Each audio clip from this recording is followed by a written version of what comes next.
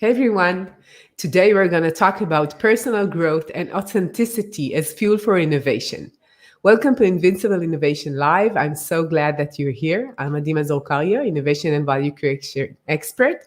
And today with me I have Carola Verschoor, founder of Transformational Studio. Hi, Carola. Hi, Adi. Good morning. So nice to see you. So nice that you're here. I think I was okay with the name. Yes, you did Yeah, very yeah. well. You did very well. It's a difficult name. So we're live on LinkedIn, YouTube, and Facebook, and you're much invited to join the discussion and ask questions, and we'd love to have you with us. So we can start. Most leaders are not satisfied with their innovation results. Are existing processes of innovation able to respond to challenges that they are really facing? So that's a question for me. That's a hard question.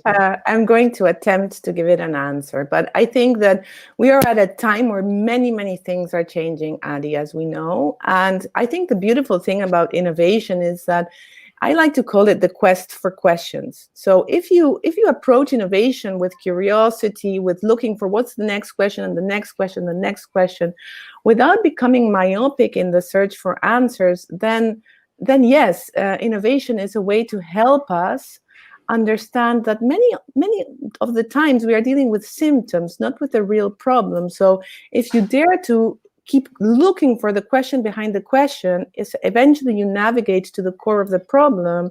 And then you can do something which in design we call reframing, which is putting the terms with which you ask the question in the real relevant context in which they have to be asked.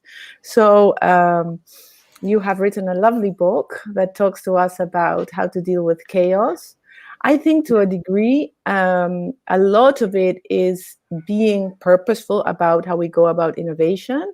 But also, as you know, my background is I grew up in Argentina. I'm Argentinian. So as a Latin American, I also somehow intuitively understand that there is a chaotic nature to innovation. So sometimes there is a logic to chaos that's not apparent when we look at chaos in the face.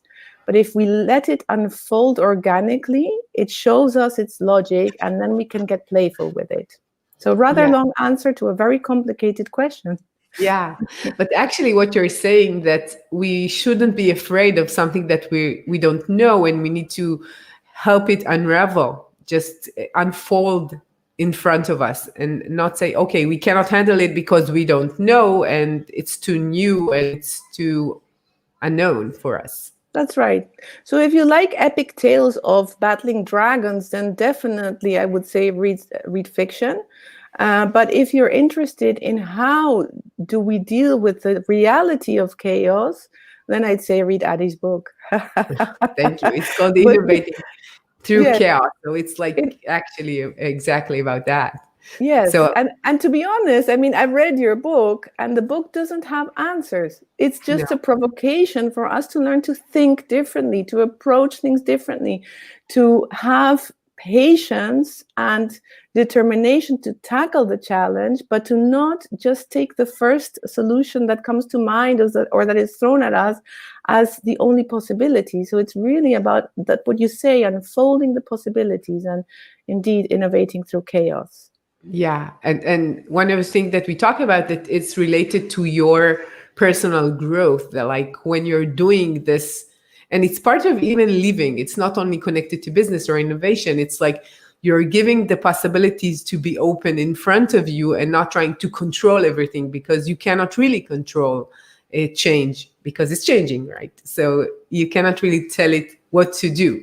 You can try to understand it. You can try to see what you do with it, but you cannot really fix it or solve it very easily. Like that's what you should do.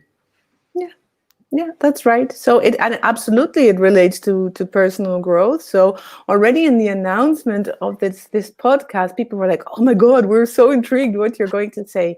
Well, you know what? Me too. Because I'm here as my authentic self. I'm here for us to have a lovely discussion, to let that chat unfold. Sometimes people ask me, because my profile is very pixelated, very mixed. I have many interests. So Yeah. I come from a background in corporate innovation. I did that for 18 years. And after that, I moved into consumer research. Because I really wanted to understand what makes people tick. It's not just developing products, developing services, but what is this research thing? And through that, I rolled into design. And in the meantime, as a kind of side hobby, if you were, I started learning neuro-linguistic programming. And by now, I am a certified coach. I am a master in neuro-linguistic programming. And I was really diving into this aspect of personal development, authenticity, and growth. And I think that it took me a while. It took me like 10 years all in all, because I was working and doing client work and other things in between. But where these two things come together is that as human beings, we have been brought up, taught, institutionalized into seeking validation outside of ourselves. And as innovators and as business people, we tend to do that as well. And I think we were in a pivotal time in which a lot of systems are collapsing, a lot of things that we held to be true, and they helped us to kind of, deal with life and the world as it was, but no longer is. It's changing very, very fast. And so really it's about having the presence of mind and understanding both personally and professionally that to navigate the storm, to navigate the complexity, we really have to be level-headed, to have the presence of mind and the presence of heart to look at the situations as they appear and to address the breadth of the situation, not just narrow it down to what we want to accomplish. And these are quite sort of, in a way, new ways of approaching things. And one of the people who I think says it most wonderfully is one of a kind of superhero of mine.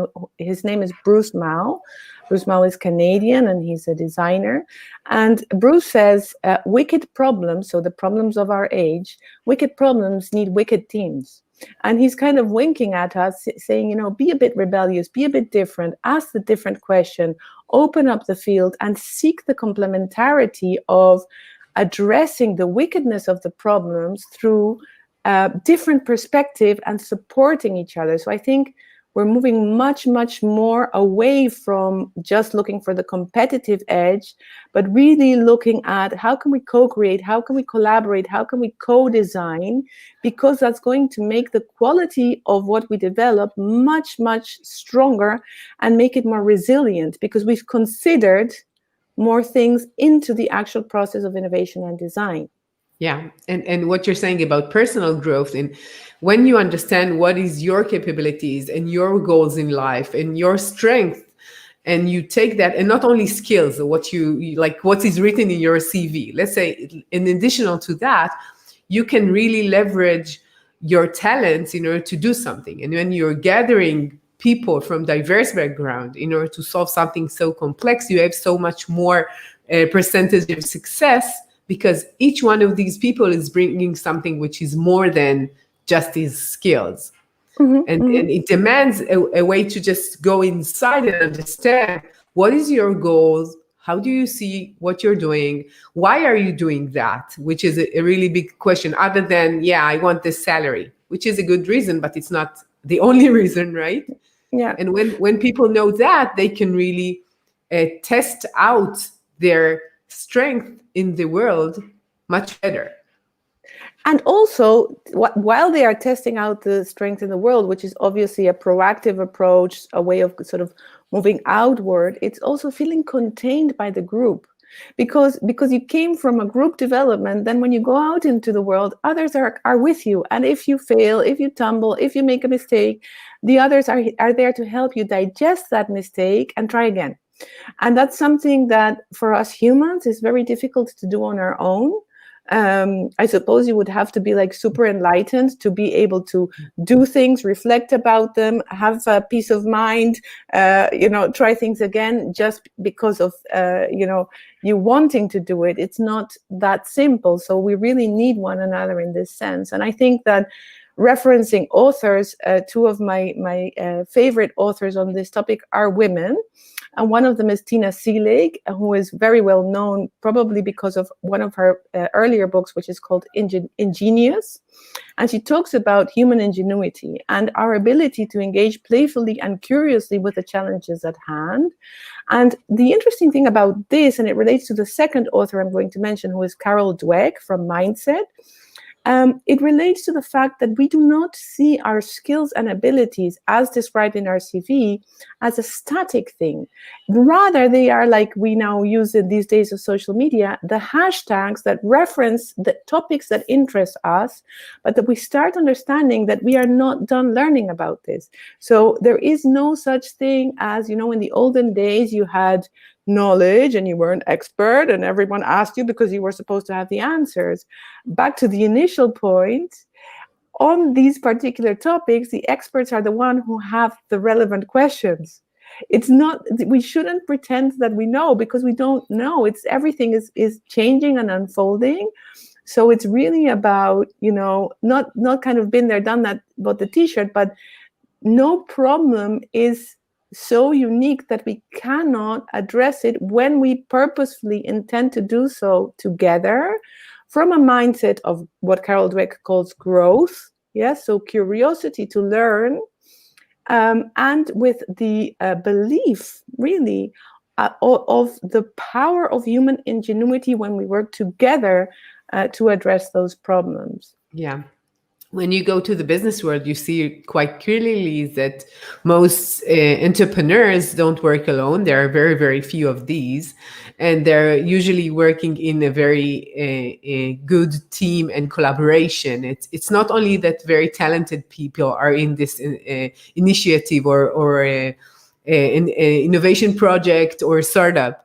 It's the collaboration and the way that they could really utilize each other, to overcome this unknown roller coaster, I would say. Mm-hmm. It's the only way they can really handle it, because many people, when they think about, innovation and startups and this like domain, they think, yeah, it's like you need to be very smart.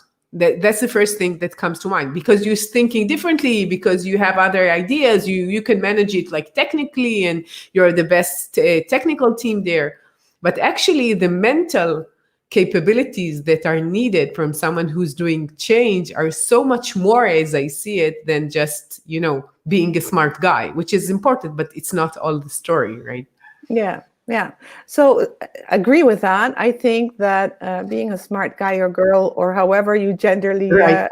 Yeah, that's very important. however you tag yourself, I think that the entrepreneurs, as you bring them, they are a hugely admirable people, because of course they are very smart, but primarily kind of the dominant feature, if you were, is their willingness to do. So if you stay in the domain of thinking, you tend to spin. You tend to get caught in analysis. So we're going to get it perhaps into more detail on the sale model that I developed for my book Change Ahead. And actually what the sale model does is it connects now and the future, and thinking and doing, right? And the magic sweet spot between connecting where you are now and where you want to go, and thinking and doing, is the actual moment when the rubber hits the road and you do something. And I think that entrepreneurs today, so in this day and age, right, entrepreneurs are those who dare to take the step. And to put a kind of question mark on startups as the ideal form of working, I'd just like to say that most startups fail. Actually, it's more than 99% of startups fail. We call those stall ups. So they stall. And those that scale because today they have the ability of creating a culture, of creating a movement, of creating something that others want to join and contribute to through their specific capabilities, through their personal, authentic questions that they have with which they want to contribute to push this purpose forward.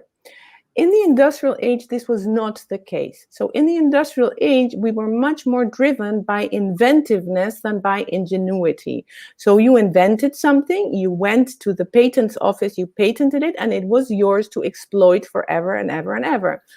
The consequence of this exploitation and resource extraction model, which we had in the industrial age, made that we would delegate work by delegating instructions on how to precisely reproduce and scale what was been invented in terms of process, product, what have you, even service, right?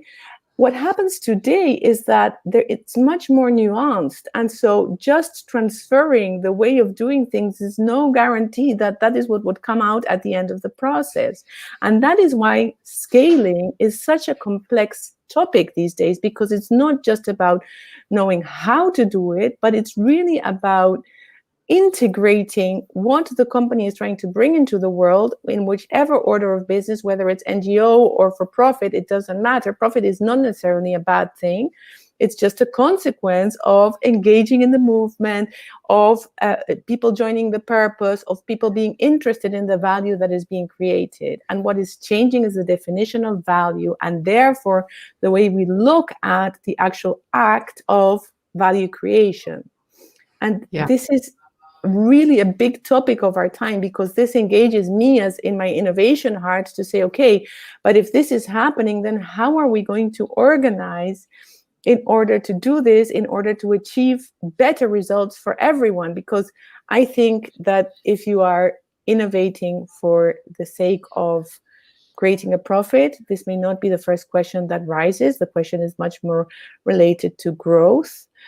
Whereas for me today, and that's the reason why my company has the name it has, today innovation is about transformation. Yeah, and we are in a process. Studio. My company is called Transformational Studio, and indeed, it's what we do at Transformational Studio is transformation design. So we take a lot of what is known today from the design disciplines, and we integrate it and we cross it with all manner of other disciplines in order to create novel solutions. And these are solutions that simply are not there yet because we have not addressed them from the pixelated, complementary and question-driven approach that transformation design offers, which is it's human-centered design, but really integrating all kinds of disciplines. So what we do at Transformational Studio is we invoke all kinds of tools and methods, and we use them as kind of muses to see, okay, what would happen if we frame it through this way or this way? And then we start provoking our clients with new kinds of questions in order to unlock the challenge. And you kind of, the interesting thing about this is that, of course, there is a rational aspect to it, but when the provocation works, you feel it.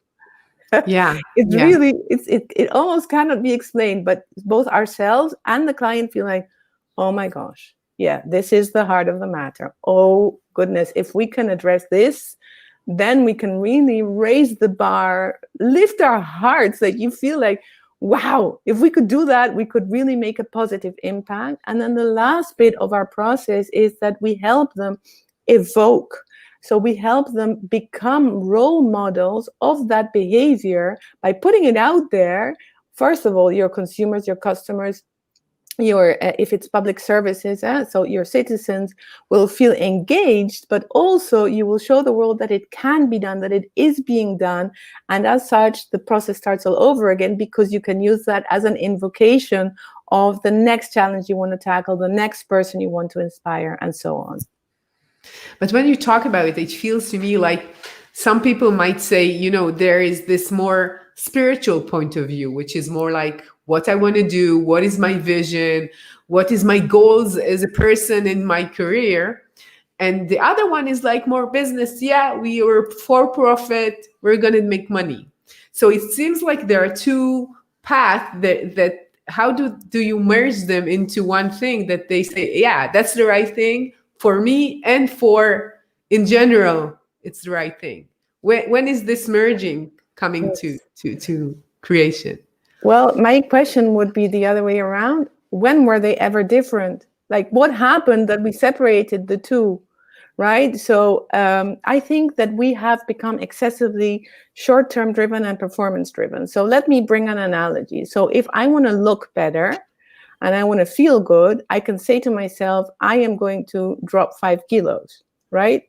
But that is just a metric. That is never going to be an indicator of how I feel and how I look. It's just a thing. So the same thing, what we have done in the business context is we have alienated the core of what we're doing, the essence of what we're doing, by attributing metrics to it. And the thing is this, we like to say the map is not the territory, right? So the KPI is not the behavior. And so even assuming that that is going to provide an answer is highly short-term driven. And let me add to that, it's actually dangerous because it means that you are overlooking the true indicators, and therefore you can be manipulated, or you can blindly walk into behaviors that are not ideal. Let me just hang it kind of a bit high, as we say in Dutch. Yeah, so, yeah. Because you're doing it because you should, or not because, or you could, but it's not really what you want to reach. It's like not your internal goal. It's just outside. That's what you're meaning. So another author that I love in this domain, I think that his books are really super, is Sir Ken Robinson. And Ken Robinson I love him. I really love him. If you look at the things that he said, and for me, one of the things that really stuck of the things he said was, you can't pull on grass to make it grow. And so we're talking about the topic of personal growth as a field for innovation. And in this context, his quote is very, very relevant. So we, at some point, someone, and the rest of us, by contagion, by viral effects, started adopting this kind of language. We started calling people human resources. And we were in a context, in a paradigm in which we were looking at resources as something that you extract and that you exploit. But that is like doing an absolute disservice to the actual human being that is the first part of the word human resources. So actually, we need to look at resourceful humans. We need to look at how do we turn on that human capability, that human capacity. I would even go to say it, human yearning to make a positive difference, so that they become resourceful and allow us jointly to tackle the topics of our time. But if we keep making things smaller by trying to quantify them, trying to KPI them, trying to box them, trying to put tags on them, then in the end, we overlook that, again, to the wickedness of things, that problems are really wicked, that they are really multifaceted, that they are really multidimensional, and that they require an approach that is much more organic, in the sense that when a problem is so big, so multifaceted, so multidimensional, you're not going to solve it in one go. Let's that is part of the human limitation. No matter how smart you are, no matter how long you think about it, you've got to start doing. You've got to start experimenting. You've got to start trying things out. You've got to start learning as you go, and having the humility to say, I'm going to learn. I don't know, but this problem is pressing, is important. It's affecting sufficient people that I want to try and look for a solution. And that if you, in the process of doing that, you are able to create value. And if in the process of doing that, because we are in a paradigm in which we measure value transactionally in terms of money, and you generate a profit, that's great. You generate savings, that's great, man. That's awesome, because actually all that money that flows out of that allows you to tackle the next question and the next question and the next question. But if we start addressing the topic of money, and a great author who talks about these topics in the context of culture is Douglas Rushkoff, who is a media anthropologist. Excellent work. He has written a book that is called Team Human, about how we go as humans about with the digital technologies.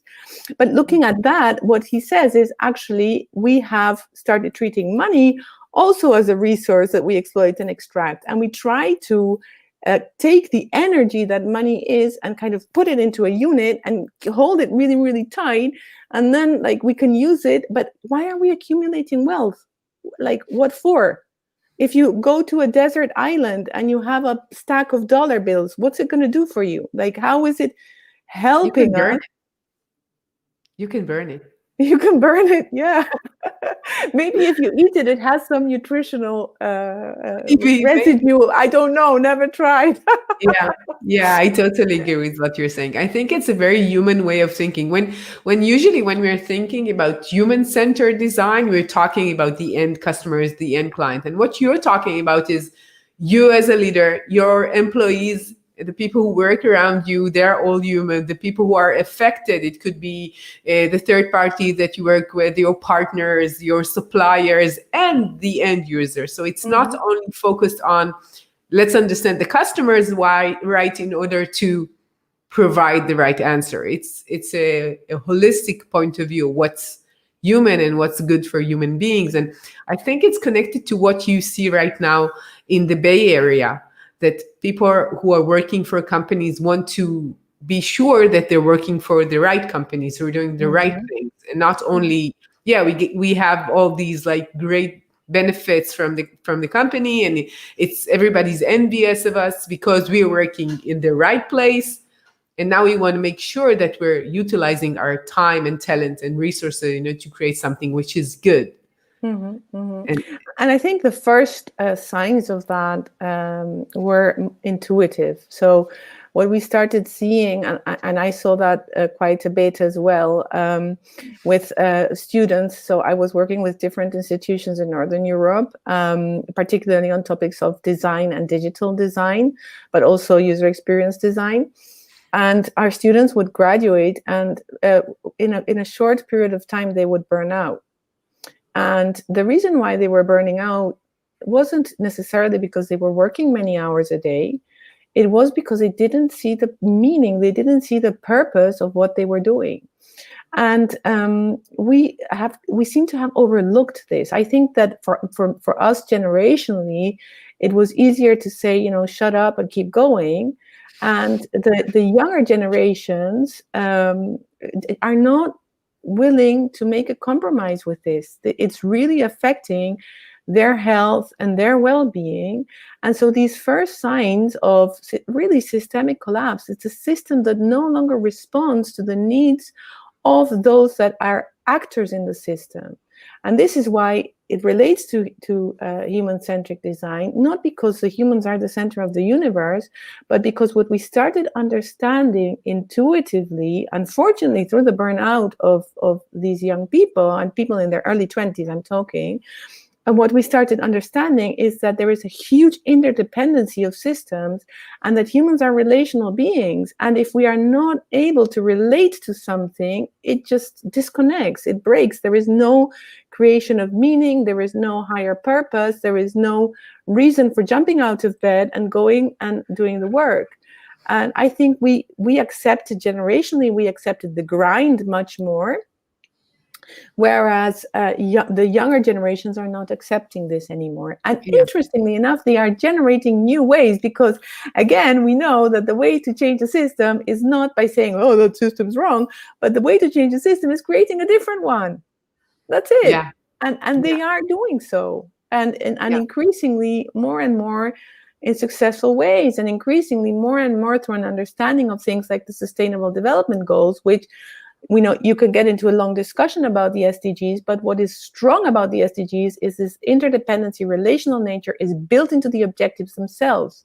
And therefore, it's something that all of us can contribute to and kind of measure, not so much as a unique metric, but as what you start measuring is progress in a certain direction, adding to something that we all want. And this I think that that's the way things will start moving directionally. How can we create inventions, interventions, experiments that start moving us towards the future that we together are aiming to create? And we are part of that. That's why personal growth cannot be seen separate. That is why these things have always been merged, and it's only been us unmerging them artificially to try and understand them. But once you get to that level of understanding, then the next question immediately pops up. yeah. I think that we cannot put aside the fact that we're in the middle of the COVID crisis, and some of the things that we just discussed are even more right now. First, as I see it, the fact that we are merging our personal life and our work life. So intertwined in each other, um, inevitably will make us look at ourselves as more human, because you see that mental health is affecting the way that your employees are performing. And Mm-hmm. you see that the fact that they cannot be related to your company because they're not coming, they're not really going to the offices and meeting everyone and being like together in the same place, will change the culture. And because people are looking at it from another perspective right now, as I see it, it's like it Mm-hmm. takes them time to see it from, it's not the usual thing. Yeah, but they understand that they are interdependent, and they understand that it's not the same. The fact that we're talking together, I understand what you're saying. You understand me. We're seeing more or less like 30% of our body. But actually, there is something more that happens when people are working together and collaborating. And really, there is this energy that we talked about that Mm-hmm. happens when something is creative. And it's really, I think it's really interesting to see that due to the fact that we are so isolated, we understand the importance of what we're bringing and what is like human connection, which is like it's contradictory to what we think. But I think it this is how I feel right now, right? So I think that this is going to increase the change and the pace of change to that direction right now, because it's different than what we knew in the past, right? Oh, So absolutely. sure. It's not, I think those things have always been there, but they have become visible, as you well say, because the COVID crisis has become a catalyst. So I think we would just, dismiss things before, and now we can't because they keep coming back. So the human need for connection has always been there. The need for qualitative communication has always been there, and what we have lost is the direct access, the analog, right? The physical direct access to these things, and therefore, because we start missing them, we start yearning for them, we start putting new requirements onto the actual connections that we have. In other words, before, it's not that we didn't meet on all kinds of virtual conferencing platforms, but it was only part of our day. And therefore, it's like, okay, you know what? I'll do sort of something you told me recently about, okay, I'll just put up with this, and then I'm going to listen to the podcast in the car on my way into the city. Yeah. Um, Right.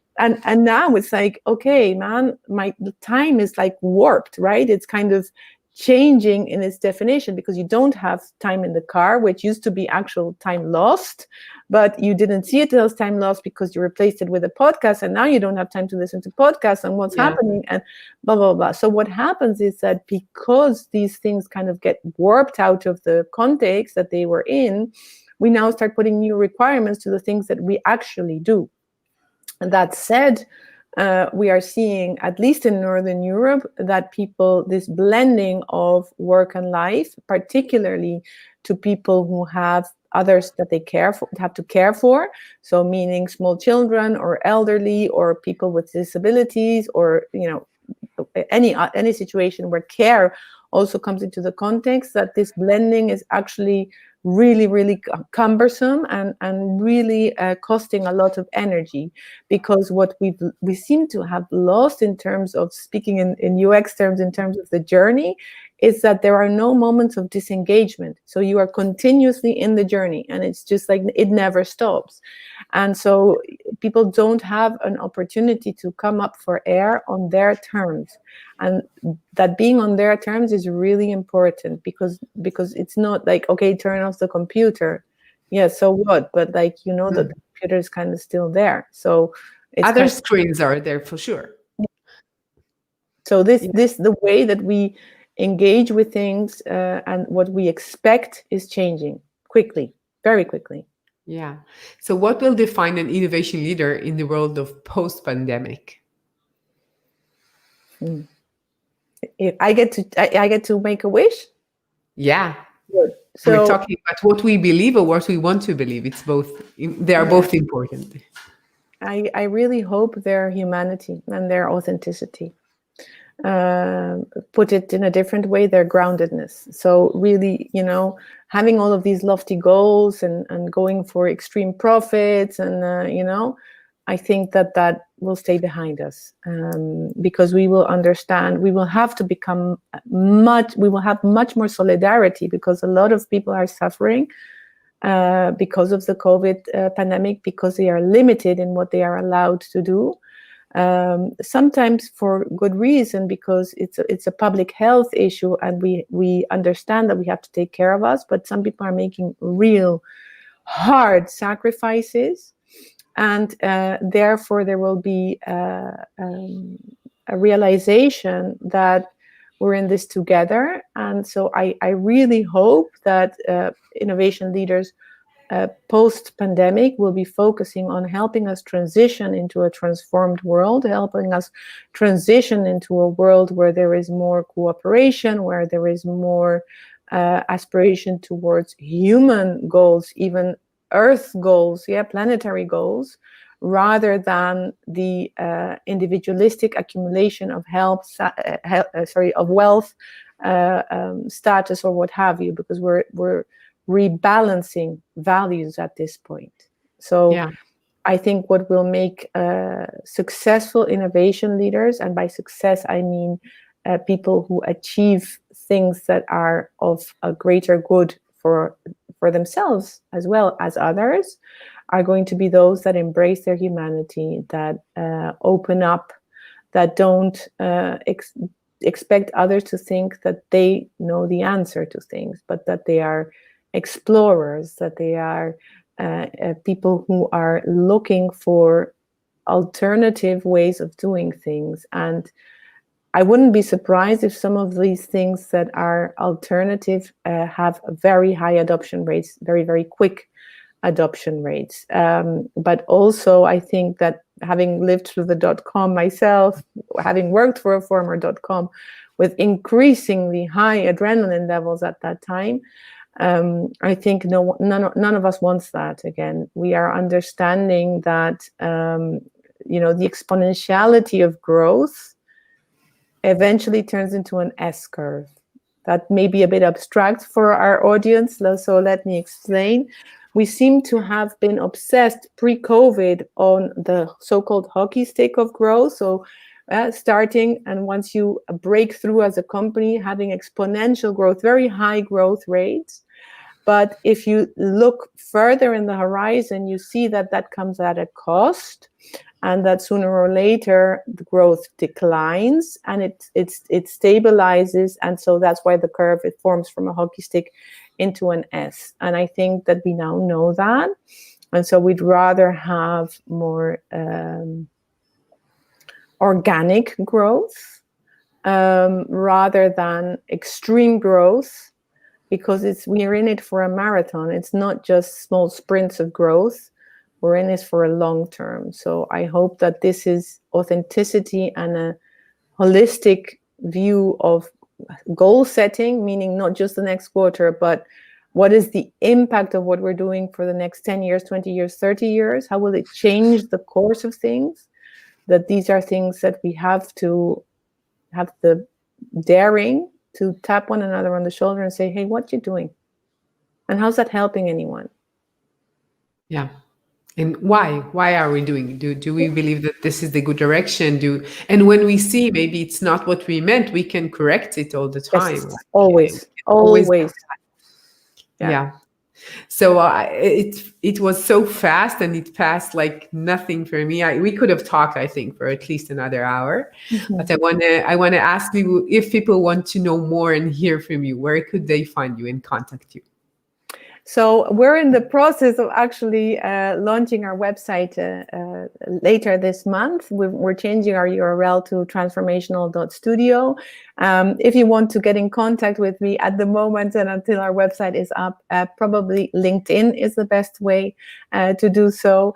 As you said, Adi, my name is Carola Verschoor, which is for most people unpronounceable and difficult to spell.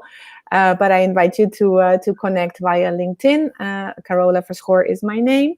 Yeah, well, then we take it from there. That's where people can find me. You know that I've also written a book which is called Change Ahead. So if I you have time to are talk about that, but next time maybe. no, but if people are curious, like where do these ideas come from and how do they get to these conclusions, then that might be a nice place to read about it.